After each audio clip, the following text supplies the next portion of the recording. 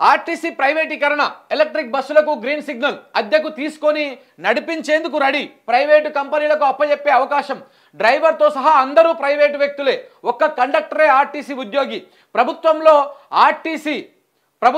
RTC విలీనం పైన CM మౌనం, ప్రైవేటీకరణ నేపథ్యంలో విలీనాన్ని పక్కన పెడుతున్న సర్కార్, ఆర్టీసీ ఉద్యోగుల్లో పెరుగుతున్న ఆందోళన, సర్కార్ క్లారిటీ ఇవ్వాలని డిమాండ్ చేస్తూ ఉన్నారు. మెల్లమెల్లగా ఏమర్థమైతే ఉంది, ఇగో ఆర్టీసీలో ఎలక్ట్రిక్ బస్సులు వస్తూ ఉన్నాయి.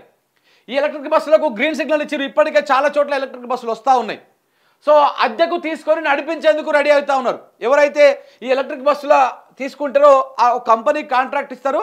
ఆ కాంట్రాక్టు ఇచ్చేటువంటి కంపెనీకి కావాలంటే లోన్ కూడా ఇప్పిస్తుంది ప్రభుత్వ పూచికత్తోటి, రాష్ట్ర ప్రభుత్వం. ఈ విధంగా జరుగుతూ ఉన్నది. సో ఆ బస్సు ప్రైవేటే, ఆ డ్రైవర్ ప్రైవేటే, మొత్తం ప్రైవేటే, మెకానికులు అందరూ ప్రైవేటే అన్నమాట. ఓన్లీ కండక్టర్ మాత్రమే ఆర్టీసీకి సంబంధించినటువంటి ఉద్యోగి ఉంటాడు. మిగతా వాళ్ళందరూ ప్రైవేట్ అయిపోతారు. సో మొత్తంగా ఆర్టీసీని ప్రైవేటీకరణ చేసేందుకు అడుగులు పడతా ఉన్నాయి. తెలంగాణ రాష్ట్రంలో మన రేవంత్ రెడ్డి గారి ఇందిరమ్మ రాజ్యం ప్రజాపాలనలో ఆర్టీసీ వాళ్ళ బతుకులు కూడా రోడ్డు పాలయ్యేటువంటి అవకాశాలు స్పష్టంగా కనబడతా ఉన్నాయి. డేంజర్ బెల్స్, వాళ్ళ మెడలో ప్రైవేటీకరణ అనేటువంటి కత్తి వేలాడుతూ ఉంది. అది ఎప్పుడు కోచేస్తుందో తెలుస్తలేదు. ఆర్టీసీ ప్రైవేటీకరణ వైపు అడుగులు వేస్తోందా?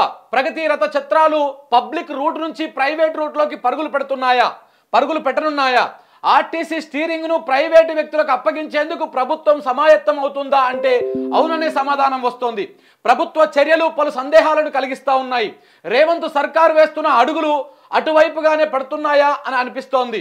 హైదరాబాద్ కేంద్రంగా ప్రైవేటుకు సర్కారు పచ్చజెండా ఊపిందన్న వాదనలు వినిపిస్తున్నాయి. ఎలక్ట్రిక్ బస్సుల కొనుగోలు, నిర్వహణ ప్రైవేటుకు అప్పగించడం ద్వారా పూర్తి స్థాయిలో ప్రైవేటీకరణకు సర్కారు ప్రణాళికలు సిద్ధం చేస్తుందన్నటువంటి చర్చలు కూడా వస్తూ ఉన్నాయి. సో ఫస్ట్ హైదరాబాద్లో ఈ ఎలక్ట్రిక్ బస్సులు తీసుకొచ్చి దీని మెయింటెనెన్స్ కానీ, దీని డ్రైవర్ కానీ, దీని కథ కానీ మొత్తం ప్రైవేటులకు అప్పచెప్తారు. అసలు ఆర్టీసీ అంటేనే బస్సు. ఆ బస్సు అనేది ప్రైవేటీకరణ అయిపోయిన తర్వాత ఇంకా సంస్థ ఏముంటుంది? ఇది కూడా ప్రైవేట్ పరమే అయిపోతుంది రాను. సో ఈ విధంగా ప్రైవేట్ పరం చేసేందుకు ఫస్ట్ హైదరాబాద్లో ఎలక్ట్రిక్ వెహికల్స్ తీసుకొచ్చి ప్రైవేట్ పరం చేసేందుకు రేవంత్ రెడ్డి సర్కారు అడుగులేస్తూ ఉన్నది. ఆర్టీసీ ఉద్యోగులు ఈ రకంగా ఆందోళన చెందుతున్నటువంటి పరిస్థితి కనబడతా ఉన్నది. ఆర్టీసీ ప్రైవేటీకరణ పైన ఆసక్తికర చర్చ జరుగుతోంది. ప్రైవేటు వ్యక్తులను ఆర్టీసీలోకి ఆహ్వానించడం ద్వారా వారికి పూర్తి స్థాయిలో పగ్గాలు అప్పగించేందుకు సర్కారు సన్నద్ధమవుతుందని అనుమానాలు వ్యక్తమవుతా ఉన్నాయి. దీనికి ఎలక్ట్రిక్ వెహికల్స్ను ఓ అవకాశాన్ని కల్పిస్తున్నాయన్నది తాజా వాదన. అసలు ఆర్టీసీని ప్రైవేటీకరణ చేయాలి, ఉన్న పలంగా చేయాలంటే ఎట్లా చేయాలి? ఇప్పుడు ఏం చెప్పాలి? ఒక కాజ్ లెక్క చెప్పాలి. ఇప్పుడు ఈ నార్మల్ బస్సులు వాడితే పెట్రోల్ డీజిల్ వల్ల పొల్యూషన్ వస్తుంది, కాబట్టి మనం ఎలక్ట్రిక్ వెహికల్స్ తీసుకుందాము ఆర్టీసీకి అని ఆర్టీసీని ఒప్పించేటువంటి ప్రయత్నం చేస్తారు. ఇటు ఎలక్ట్రిక్ వెహికల్స్ అంటే అందరూ ఒప్పుకుంటారు. జనం నుంచి కూడా ఏముంది, ఆ బస్సులు తీసేసి ఎలక్ట్రిక్ బస్సులు పెట్టిర్రు అంతే అనేటువంటి చర్చ వస్తుంది. ఎక్కడ కూడా ఈ ప్రైవేట్ పరం చేస్తున్నారు అనేటువంటి చర్చ రాదు. ఆర్టీసీని ప్రైవేట్ పరం చేయడానికి ఏ మార్గం చూసుకున్నారు అంటే ఎలక్ట్రిక్ వెహికల్స్ అనేటువంటి మార్గాన్ని తీసుకున్నారు. ఎలక్ట్రిక్ వెహికల్స్ ఇందులోకి రావడం వల్ల ఎలక్ట్రిక్ వెహికల్కు సంబంధించిన మెయింటెనెన్స్ కానీ, దాని డ్రైవర్ కానీ, దాని ఓనర్ కానీ అంత ప్రైవేటోడే. ఒక కండక్టర్ మాత్రమే ఆర్టీసీ ఉద్యోగి ఉంటాడు. సో బస్సు మొత్తం ప్రైవేట్ది, ఒక కండక్టర్ మాత్రమే ఆర్టీసీ ఉద్యోగి. ఇక రేపు మెల్లమెల్లగా అన్నింటినీ కూడా ప్రైవేట్ పరం చేసేందుకు అడుగులు పడుతున్నాయని చెప్పడానికి ఇది బెస్ట్ ఎగ్జాంపుల్ అన్నమాట.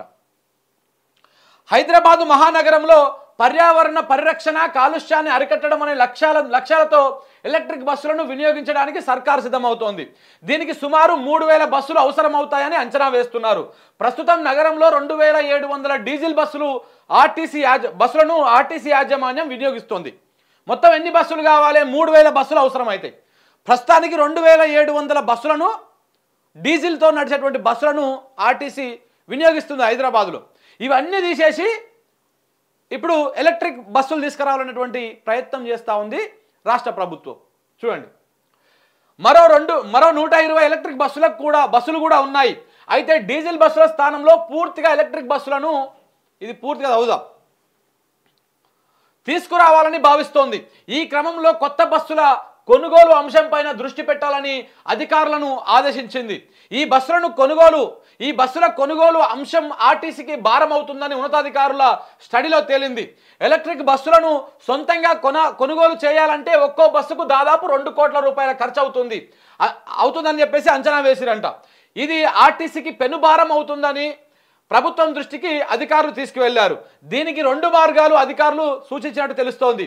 పాత డీజిల్ బస్సులను బ్యాటరీ బస్సులుగా మార్చడం లేదా ఎలక్ట్రిక్ బస్సులను అద్దెకు తీసుకోవడం ద్వారా అనుకున్న లక్ష్యాన్ని సాధించవచ్చని తెలిపారట. అయితే డీజిల్ బస్సులను బ్యాటరీ బస్సులుగా మార్చడం అనేది కూడా ఖర్చుతో కూడుకున్నదని అధికారులు తెలియజేశారట. సుమారు ఒక్కో బస్సుకు 60 లక్షల ఖర్చు అవుతుంది. ఏది డీజిల్ బస్సు నుంచి బ్యాటరీ బస్సుగా మార్చాలంటే ఒక్కొక్క బస్సుకు దాదాపు 60 లక్షలు ఖర్చు అవుతుందంట. అవే 60 లక్షలు పెడితే 2 డీజిల్ బస్సులు కొనుగోలు చేయవచ్చని అన్నారట. ఇక మిగిలింది అద్దె బస్సులను నడపడమే బెటర్ అని భావిస్తున్నారు. దీనికి అయ్యేటువంటి ఖర్చు కిలోమీటర్కు 78 రూపాయలు లెక్క కట్టారు. ఇందులో మార్జిన్ 18 రూపాయలుగా చెబుతా ఉన్నారు. అసలు విషయం ఏంటంటే ఎలక్ట్రిక్ వెహికల్స్ను ప్రోత్సహించడం అనే పేరుతో వారిని ఆర్టీసీలోకి ఆహ్వానించి వారికి పెత్తనం అప్పగించేటువంటి ప్రయత్నాలు జరుగుతూ ఉన్నాయన్నది ఆందోళన కలిగిస్తూ ఉన్నది.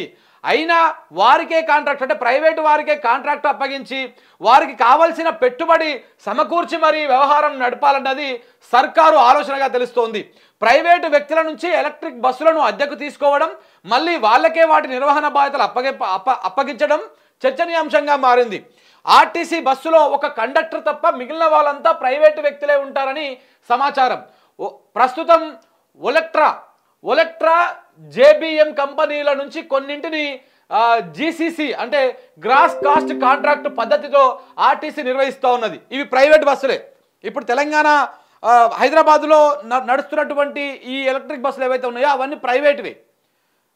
ఎవరెవరు ఒలెక్ట్రా ఒకటి, జేబీఎం ఒకటి, ఈ 2 కంపెనీల నుంచి జీసీసీ అంటే గ్రాస్ కాస్ట్ కాంట్రాక్ట్ పద్ధతిలో ఈ ఆర్టీసీ బస్సులు ఈ ఎలక్ట్రిక్ బస్సులు ఆర్టీసీలో నడుస్తూ ఉన్నాయి.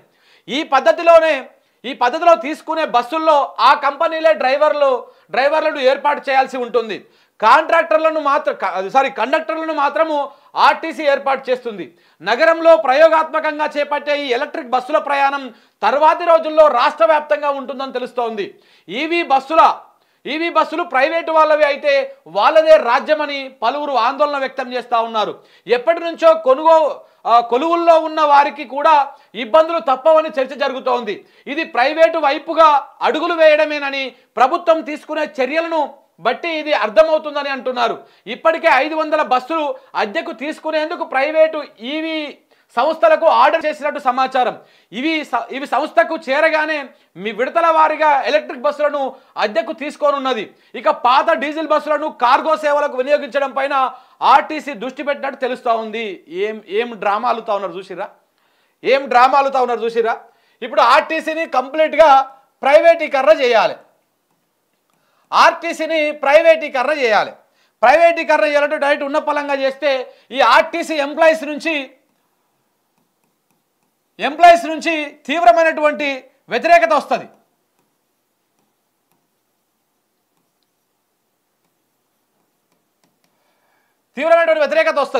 సో కాబట్టి డైరెక్ట్గా ప్రైవేటీకరణ చేయరు. ఏం చేస్తారు? ఫస్ట్ హైదరాబాదులో ఈవీ బస్సులను వాడాలి అనేటువంటి చర్చ తీసుకొస్తున్నారు. సో మొత్తం హైదరాబాద్లో ఎన్ని బస్సులు తిరుగుతూ ఉన్నాయి అంటే మొత్తం 3000 బస్సులు కావాలి హైదరాబాద్కి. సో దాంట్లో 3000 బస్సులు ఉన్నాయి. 2700 బస్సులు డీజిల్ బస్సులు ఉన్నాయి. దాంతోపాటు ఒక 120 బస్సులు ఈవీ బస్సులు ఉన్నాయి, అంటే ఎలక్ట్రిక్ బస్సులు ఉన్నాయి.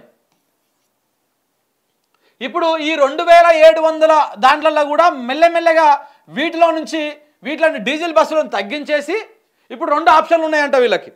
ఒక్కొక్క ఈవీ బస్సు కొనాలంటే 2 కోట్లు అవుతుంది. ఏది? ఒక్క ఈవీ బస్కి 2 కోట్లు అవుతుంది. ఒక ఈవీ బస్కు 2 కోట్లు అవుతుంది. మరి ఇట్లా 2700 బస్సులు కొనాలంటే తడిసి మోపడవుతుంది. దాదాపు ఒక 5000 కోట్ల పైచిలుకు 5400 కోట్ల పైచిలుకు బడ్జెట్ అయితే దానికి. సో కాబట్టి అంత పెట్టలేరు. అంత పెట్టలేరు కాబట్టి ఇప్పుడు ఏం చేస్తా ఉన్నారంటే ప్రైవేట్ వాళ్ళకి అప్పచెప్పాలి. రెండు ఆప్షన్లు వీళ్ళు ఎత్తుకున్నారు. రెండు ఆప్షన్లు ఎత్తుకొని ఒకటేంది, ఒకటేమో డీజిల్ బస్సులను ఈవీ బస్సులుగా మార్చాలి, అంటే బ్యాటరీలు ఏర్పాటు చేయాలి. సో ఇది చేయాలంటే కూడా ఆల్మోస్ట్ ఒక్కొక్క బస్సుకు దాదాపు 60 లక్షల రూపాయల ఖర్చు అవుతుందంట. ఒక్కొక్క బస్సుకు, ఏది అధికారులు ఇచ్చేటువంటి సూచన ప్రకారం ఒక్క బస్సుకు 60 లక్షలు ఖర్చు అవుతున్నదంట ఈవీ బస్సులుగా మార్చాలంటే. ఒకవేళ ఇట్లా ఈ 60 లక్షలు ఒక బస్సుకు పెట్టే బదులు 30 లక్షలకు ఒకటి లెక్కన 2 బస్సులు వస్తాయి. డీజిల్ బస్సులు 2 బస్సులు వస్తాయి. సో కాబట్టి ఈ ప్రతిపాదనను విరమించుకున్నారు. ఇక నెక్స్ట్ ఉన్నటువంటి ప్రతిపాదన ఏంటి, నెక్స్ట్ ఉన్నది ఏంటిది, డైరెక్ట్గా ఈవీ బస్సులను తీసుకోకుండా ఏం చేస్తారు, ప్రైవేటు వ్యక్తులకు ఈ ఈవీ బస్సులను కొనుగోలు చేసేటువంటి కాంట్రాక్ట్ ఇస్తారన్నమాట. ఇచ్చి వాళ్ళు తీసుకొని ఆర్టీసీకి బస్సులను అద్దెకిస్తుంటారు అన్నట్టు ఆర్టీసీకి. సో ఈ బస్సుల నిర్వహణ కానీ, ఈ బస్సుల మొత్తం డ్రైవర్ కానీ అంతా కూడా అదే కాంట్రాక్ట్ సంస్థకు ఉంటుంది.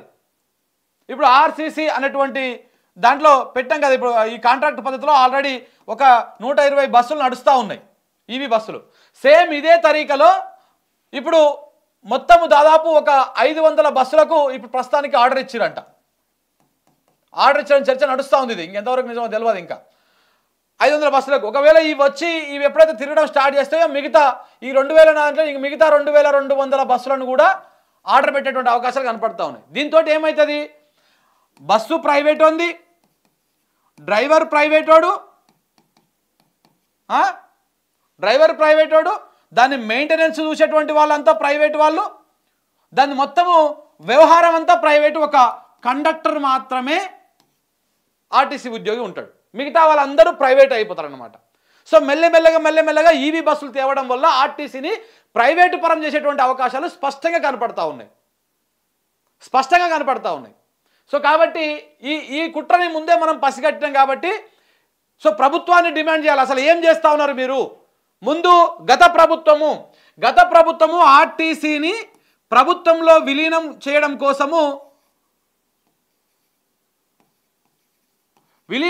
కోసం ప్రపోజల్ పెట్టి ఆర్డినెన్స్ చేసి అంత కథ నడిపించారు. మరి దాని మీద ఈ ప్రభుత్వం దీని స్పందన ఏంది? ఆర్టీసీని ప్రభుత్వంలో విలీనం చేస్తారా చెయ్యరా? ఏదో ఒకటి క్లారిటీ తీసుకోవాల్సినటువంటి అవసరం ఉంది ఆర్టీసీ ఉద్యోగులు. ఇప్పుడు వీళ్ళు ఒకవేళ చేయకుండా ఈ ఈవీ బస్సులను తీసుకొస్తామనేటువంటి కార్యక్రమం చేసి ముంగల పెట్టి తీసుకుపోయారంటే మెల్లమెల్లగా ఆర్టీసీని గొంతు కోసేటువంటి కార్యక్రమాలు స్పష్టంగా అర్థమవుతా ఉన్నాయి, జరుగుతూ ఉన్నాయి. సో కాబట్టి ఇప్పటికైనా తెలుసుకోవాల్సినటువంటి అవసరం ఉంది. అసలు ఈ ఈవీల దుకాణం ఏంది, ఈ కథ ఏంది, కార్ఖానం ఏంది, ఎందుకు మీరు ఇప్పుడు దీన్ని మెల్లగా ప్రైవేటీకరణ చేసేందుకు అడుగులు వేస్తూ ఉన్నారు అనేటువంటి చర్చ కూడా స్టార్ట్ అవుతూ ఉన్నది. ఇగో ఆర్టీసీలో విలీనం కథ ఏమైంది, టీజీఎస్ ఆర్టీసీని అప్పుడు టీఎస్ ఆర్టీసీ ఉండే, టీజీఎస్ ఆర్టీసీని ప్రభుత్వంలో విలీనం చేసే బిల్లుకు నాటి గవర్నర్ తమిళిసై ఆమోదం తెలిపి ఏడాది అయిపోయింది. అది కూడా గవర్నర్ తమిళిసై గారు ఇక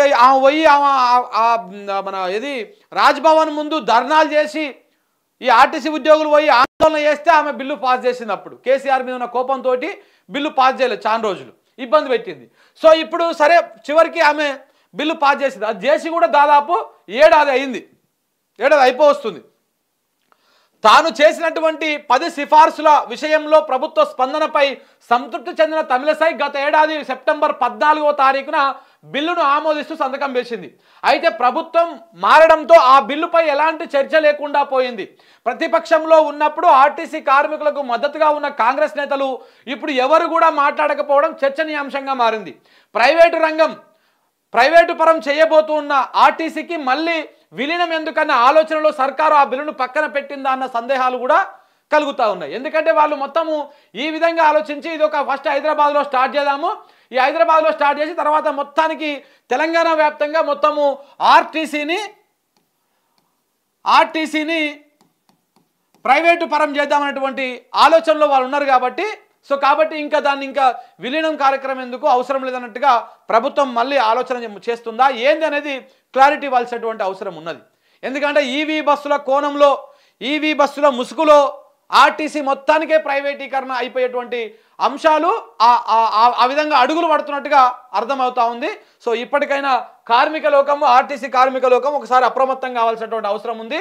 ఆర్టీసీ నాయకులు ఎవరైతే ఉన్నారో, ఉద్యోగ సంఘాల నాయకులు ఎవరైతే ఉన్నారో వాళ్ళు కూడా క్లారిటీ తీసుకోవాల్సినటువంటి అవసరం ఉంది. ప్రభుత్వము అడుగులు ఎందుకు వేస్తూ ఉంది, దేనికోసం వేస్తూ ఉంది, ఎవరి ప్రయోజనాల కోసం వేస్తూ ఉంది, ఎవరికి కాంట్రాక్ట్ ఇవ్వడం కోసం వేస్తూ ఉంది, అసలు ఆర్టీసీని ప్రభుత్వంలో విలీనం చేసేటువంటి కార్యక్రమము ఉన్నట్టా లేనట్టా, దాని మీద క్లారిటీ తీసుకోవాల్సినటువంటి అవసరం ఎంతైనా ఉన్నదనేది మనము చెప్పదలుచుకున్నాం. సో ఇది జరుగుతున్నటువంటి వ్యవహారం.